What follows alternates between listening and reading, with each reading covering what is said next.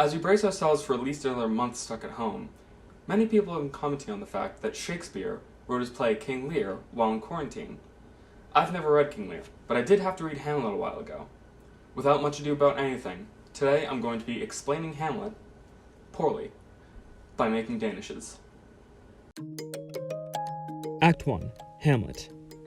Our main character, Hamlet, will be analyzed through the lens of dough. We'll start with some ingredients for the average Dane. 655 grams of flour, 70 grams of sugar, and 2 teaspoons of kosher salt. As you can see, this mixture is plain, white, and pretty boring.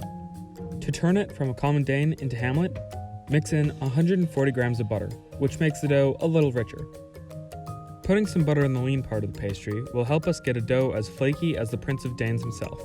The event that causes the core conflict of the play is, of course, Claudius murdering the King of Denmark, stealing his crown, and marrying his queen. We're also going to add 7 grams of yeast. When the ghost of the king tells Hamlet about his uncle's treachery, it really gets a rise out of him. Rise? Yeast? Get it? This dough is going to the fridge for half an hour, which is about an eighth of the time that Hamlet spends in this play talking about how sad he is. Act 2. Where is this site? We'll use 425 grams of butter and a stand mixer to demonstrate what happens to most of the characters in this play by the end of it. Act 3. How now, a rat? As the play goes on, layers are added to the plot, just like folding brings layers to the pastry. The dough is rolled out, the ghost appears. The layer of butter is Hamlet's meeting with the ghost. Just as the dough seals in the butter, Hamlet's fate is sealed when he commits himself to murder King Claudius. To preserve the layers, the dough needs to be pressed down on, just as Hamlet presses his childhood friends, Rosencrantz and Guildenstern, to admit they were spying on him. The first fold is the first major turning point, as the players act out the murder of King Hamlet, and Claudius panics. Another fold, and more layers appear, as Hamlet kills Polonius and viciously tears into his mother with his words, warranting the ghost to appear in her room to tell Hamlet to refocus on the end goal of killing his uncle. Just as Claudius sends Hamlet, Rosencrantz, and Guildenstern to England, we will send the dough to the fridge for an hour and a half. Act 4. Ophelia. While the dough rests, let's discuss the apple of Hamlet's eye, Ophelia. Someone as sweet as her could only be compared to this recipe's cream cheese filling. Mix together 225 grams of cream cheese, 70 grams of sugar, an egg yolk, half a teaspoon of vanilla extract, and an eighth of a teaspoon salt.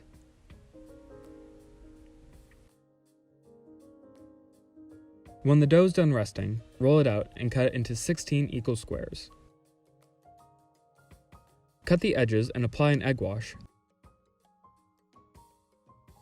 Then fold them over like so.